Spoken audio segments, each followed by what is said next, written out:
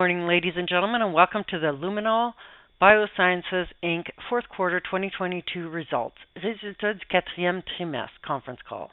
At this time, all lines are in listen-only mode. Following the presentation, we will conduct a question-and-answer session for analysts only. If at any time during this call you require immediate assistance, please press star zero for the operator. This call is being recorded on Thursday, March 16, 2023. I would now like to turn the conference over to Shrinal Inamdar. Please go ahead.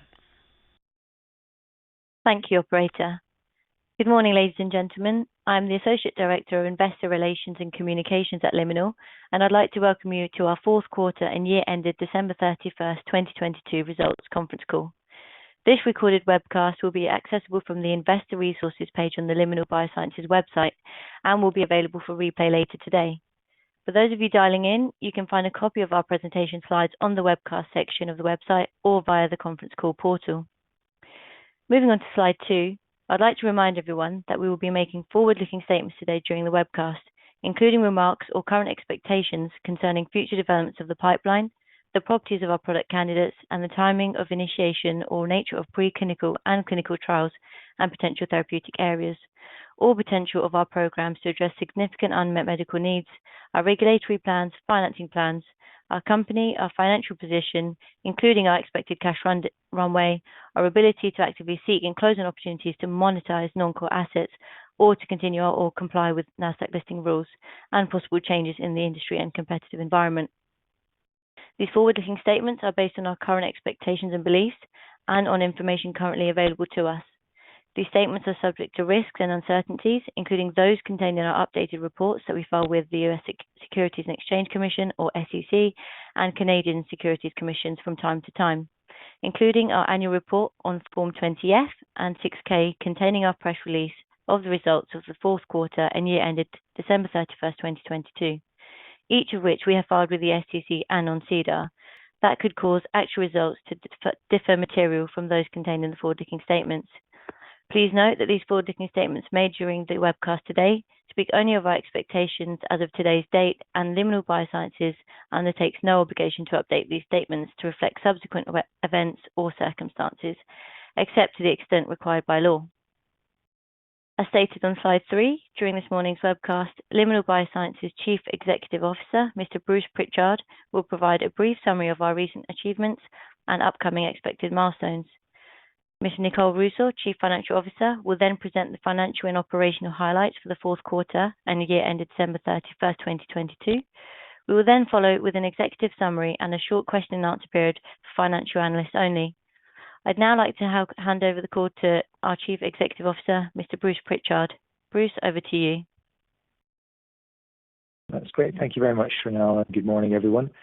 We begin 2023 in an exciting position, having met all of our previously disclosed milestones for our GPR84 and OXER1 antagonist development programs.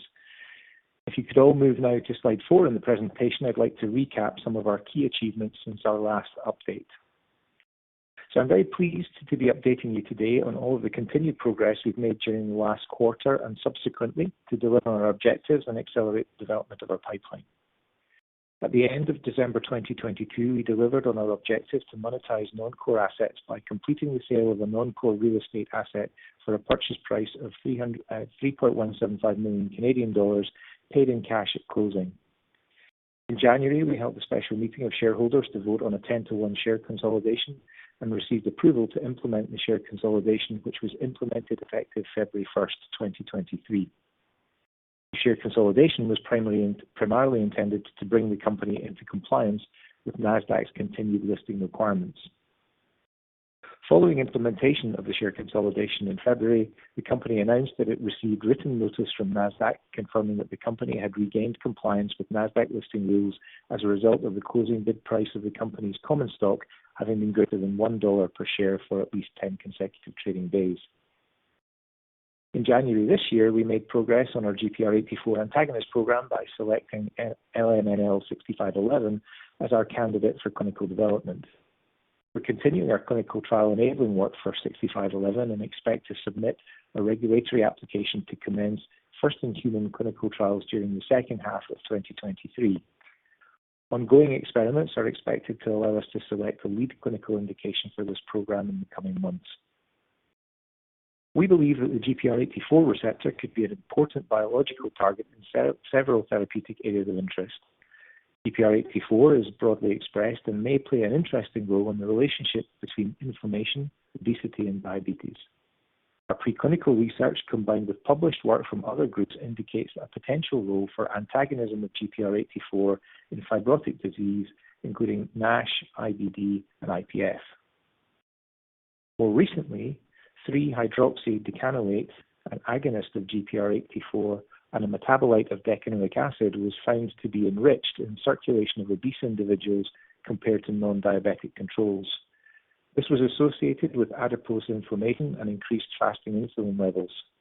Consequently, we intend to incorporate biomarker measurements of diabetes and lipids in our planned first-in-human phase 1 study of 6511, with the goal of identifying an early indicator of biological activity.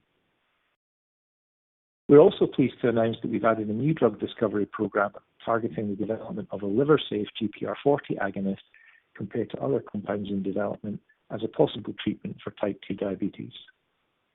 Several companies have focused on developing small molecule GPR40 agonists, and based on published preclinical and clinical studies, activating GPR40 can enhance glycemic control by promoting insulin secretion that is dependent on glucose levels. We believe that identification of a GPR40 agonist that does not exhibit liver toxicity is achievable, and a discovery in medicinal chemistry is ongoing.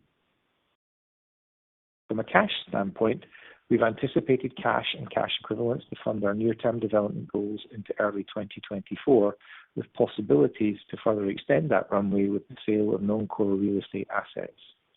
So in summary, once again, this quarter we've continued to build on our proven track record of delivering on our commitments, and we look forward to building on these key milestones in the months to come, which I'll talk about in a few moments. So I'll now hand over on slide 5 to Nicole Russo, who will talk through our financial and operating results for the fourth quarter and year ended December 31st, 2022. Nicole, over to you.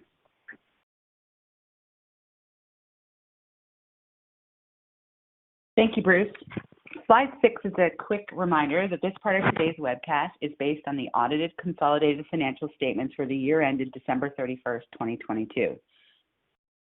All figures are prepared under International Financial Reporting Standards, or IFRS, and the full annual report and other important information can be found online at sec.gov and sedar.com. Our financial information is presented in Canadian dollars, and all references during the webcast to dollars means Canadian dollars unless otherwise specified. For simplicity, some numbers being discussed have been rounded. As mentioned on the slide here, and as disclosed in the company's annual report on Form 20-F for the fiscal year ended December 31st, 2022, the company has restated the company's interim financial statements for the periods ended March 31st, 2022, June 30th, 2022, and September 30th, 2022. On slide 7, I'd like to review selected information from our results from continuing operations. Given the company's divestment of its former plasma-derived therapeutic segment, the company has presented results from discontinued operations in the current and comparative periods. These comprise the revenues and expenses of most of the former plasma-derived therapeutic segment activities and net assets divested in 2021, with the exception of some remaining non-core assets and liabilities which the company intends to sell or extinguish. Research and development expenses from continuing operations was $15.3 million for the year ended December 31st, 2022, compared to $18.3 million for the year ended December 31st, 2021. The net decrease of $3 million was mainly attributable to decreases in clinical trial costs, depreciation expense on intangible assets, and reduced consulting fees. The decrease in R&D expenses was partially offset by increases in preclinical studies expense relating to our GPR84 and OXER1 antagonist programs. Administration expenses from continuing operations decreased $14.1 million from $31.9 million in the comparative period to $17.9 million for the year ended December 31st, 2022. The decrease in admin expenses was primarily attributed to a decrease of $9.2 million in insurance expense as a result of reduced D&O insurance premiums resulting from the change in the company's registered office from Quebec to Ontario in the later part of 2021. Admin expense decrease is also due to reductions in share-based payment expenses and salaries and other benefits of $2.7 million and $1.7 million, respectively. Finance costs from continuing operations decreased by $5.3 million from $6.3 million in the comparative period compared to $1.1 million for the year ended December 31st, 2022. Decrease in finance costs resulted from the repayment of our long-term debt earlier in the year. Net loss from continuing operations, net of taxes, decreased by $16.1 million during the year ended December 31st, 2022, compared to the corresponding period in 2021. Reduction in net loss from continuing operations was mainly driven by the reductions in admin expenses of $14.1 million, reflecting the reduction in insurance expense, a decrease in finance costs of $5.3 million due to the termination of all long-term debt, and an increase in foreign exchange gains of $1.6 million. These decreases were partially offset by a reduced gain resulting in change in fair value of financial instruments measured at fair value through profit and loss of $8.2 million. Total income from discontinued operations, net of tax, decreased by $27.1 million during the year ended December 31st, 2022, compared to fiscal 2021.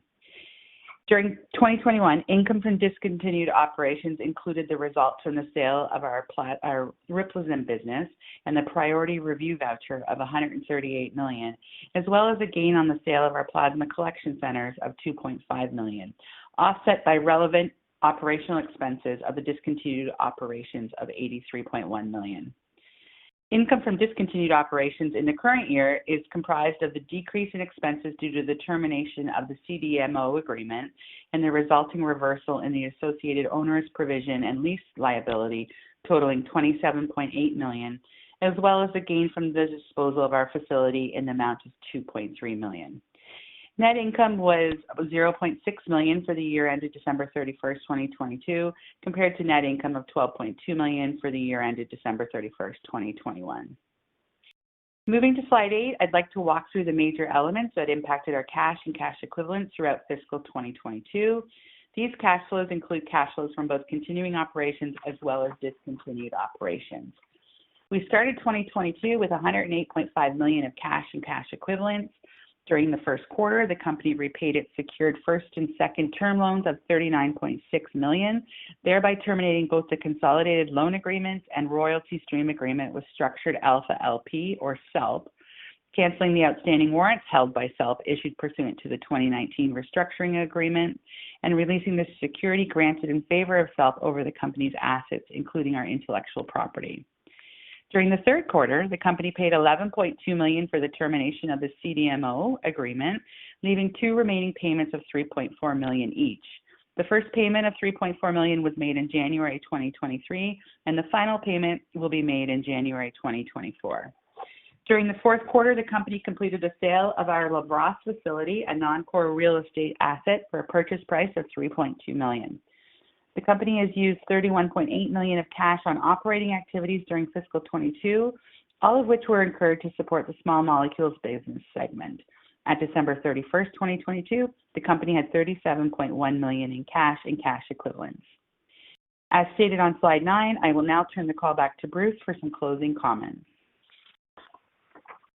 That's great. Thanks very much, Nicole. So on slide 10, to recap on expected milestones, our drug discovery engine and expertise in G protein-coupled receptor pathways has resulted in a pipeline made up of 3 development programs, which we believe have the potential to provide us with commercial opportunities in several metabolic, inflammatory, and fibrosis-related therapeutic areas. Our pipeline is poised to deliver on some key milestones in the next few months. As I mentioned earlier, for LNML 6511, ongoing in vivo experiments are expected to allow us to select a lead clinical indication in the coming months, and subject to continued satisfactory results in ongoing clinical trial application enabling work, we expect to seek approval to commence a first-in-human phase 1 clinical trial of LNML 6511 during the second half of 2023. We aim to follow on with nominating a preclinical candidate for our OXER1 antagonist program in the first half of 2023 for further development as a potential therapy for eosinophil-driven diseases, and are aiming to commence a first-in-human clinical trial in 2024. Our GPR40 antagonist development program is currently at the discovery stage, and we look forward to providing further updates on all of our programs as data becomes available. So finally, on slide 11, to wrap up on key takeaways, we closed December 31st with just over $37 million Canadian in cash, which is anticipated to support our near-term development goals into early 2024. We also continue to identify potential opportunities to extend our cash runway with the monetization of remaining non-core assets. Today, we're a debt-free company with global rights for novel compounds, all under the control of Liminal BioSciences. In addition to our pipeline, we have the ability to explore other development opportunities from our GPCR drug discovery platform to discover and develop differentiated GPCR-targeted therapies for unmet medical needs. And with confirmation from NASDAQ that we've regained compliance with the NASDAQ listing rules, our continued listing on the NASDAQ capital markets allows us the opportunity to raise capital to continue the development of our novel compounds. We're excited for the next few months, given the important clinical milestones expected for GPR84 and candidate selection for OXER1, and believe our GPCR drug discovery engine allows us opportunities for both raising capital and business development, as we've seen in recent months in this space. So we'd now like to address any questions that any of our financial analysts may have. Operator, if I can hand over to you for the Q&A section, please. Thank you. Ladies and gentlemen, we will now begin the question and answer session for analysts only. Should you have a question, please press star followed by the 1 on your touch-tone phone. You will hear a 3-tone prompt acknowledging your request, and your questions will be pulled in the order they are received. Should you wish to decline from the polling process, please press star followed by the 2. If you are using a speakerphone, please lift the handset before pressing any keys. Your first question comes from Antonia Borovina with Bloom Burton. Please go ahead. Thank you. Good morning. Morning, Antonia. Good morning. So my first question is for Bruce. So you now have a GPR84 antagonist in your pipeline, and you just announced a GPR40 agonist. So my question is, you did have an earlier drug, Fezagepras, in your pipeline, and its mechanism was proposed to be dual GPR40 agonism and the GPR84 antagonism. And it produced, mixed or underwhelming results in clinical studies. But as far as I know, it didn't have a safety signal. So I'm just wondering, why you think having these two specific drugs targeting these mechanisms of action, specifically why they will fare better in the clinic. And then I have a couple follow-up questions for Nicole. Sure, that's great. Thanks, Antonia. Well, let me tackle the question on the drug compound first. So you're right. Originally, the Fezagepras asset had a stated mechanism of combined GPR84 and GPR40, but I think, as you probably remember, as we went further with clinical activity, we looked at the activity on those receptors and actually felt that the activity was actually on different receptors, not GPR84 and GPR40, but looking more at PPAR alpha and GPR84. That particular asset, as you know, once we went into additional clinical work in single ascending and multiple ascending dose studies, did not provide us with a PK profile that we felt was suitable for taking forward for further development. The GPR84 selective antagonist and the GPR40 selective agonist are being specifically designed from the ground up as just that, single receptor candidates. And our approach for doing this is really very much based upon not only the literature around both of those receptors and the kind of the biological arguments for antagonism of those receptors, but also from work that has already been done by others in this space who have looked at these receptors for commercial purposes before. Now we believe, as I mentioned in the presentation, that with our in-house medicinal chemistry capability and the capabilities of the rest of our group, we're able to design structurally different compounds that can engineer out some of the challenges that those individual drugs have seen historically. So we're quite excited about the opportunity to take these new chemical entities designed by our in-house team forward in programs for individual receptors that have already been kind of well elucidated both in the literature and by others targeting them. Hopefully that answers your question. Yeah, that's helpful. And then just following up from a cash management perspective, just wondering, do you anticipate that you could have the GPR84 phase 1 data in hand prior to any planned raise? And then what other non-core real estate assets do you still have that you could sell to extend the cash runway? And that's all for me. That's great. Well, perhaps Nicole, I'll start off on this, and if there's anything, that's fine. Jump in. But in terms of the runway, Antonia, it really very much depends upon the pace at which we can get through the remaining sort of CTA enabling activity and into the clinic. But the reality is that the data from any study is likely to come in early 2024. So the data is going to come very close to the point where we would be based on current guidance out of cash. Obviously, if we can extend that runway through incremental use of the non-core real estate assets, then that changes that position.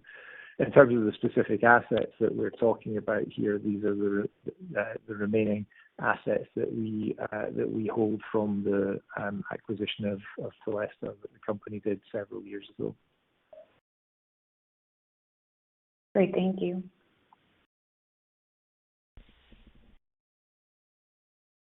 Ladies and gentlemen, as a reminder, if you have a question, please press star followed by the 1.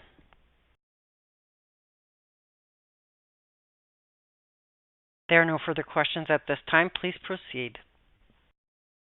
Great. Thank you, operator. So thank you very much, ladies and gentlemen, for taking the time to join our call this morning. We're excited by the progress that we've made so far, and indeed are further excited by what's on the slate for the coming months ahead, and we look forward to updating your progress over the coming quarters. Thank you for joining the call this morning, and I wish you all a good day. Ladies and gentlemen, this concludes your conference call for today. We thank you for participating and ask that you please disconnect your lines.